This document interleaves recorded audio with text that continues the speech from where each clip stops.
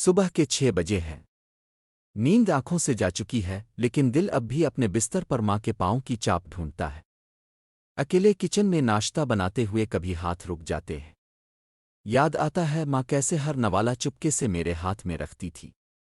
یہاں ہر کوئی دوڑ میں ہے، کوئی کسی کا نہیں۔ چہرے ہنستے ہیں مگر دل خالی ہے۔ دن بھر کی محنت، مشینوں کا شور، پسینہ، تھکن، یہ سب کمائی کا ذریعہ تو ہے، لیکن سکون چھین لیتا ہے۔ شام ڈھلتی ہے، پرندے اپنے گھونسلوں کو لوٹتے ہیں، اور میں بس خالی بینچ پر بیٹھا دیکھتا ہوں کہ میرا گھونسلہ تو ہزاروں میل دور ہے۔ ماں سے فون پر بات ہوتی ہے، وہ پوچھتی ہے، بیٹا تھک گیا ہوگا، کچھ کھایا؟ پر میں کیسے بتاؤں امی، تھکن کھانے سے نہیں، تنہائی سے ہوتی ہے۔ رات کو کمرے کی خاموشی میں صرف فون کی روشنی باقی رہ جاتی ہے، اور دل کہتا ہے دن تو ختم ہو گیا، میں اب بھی زندہ ہوں، بس جی نہیں رہا۔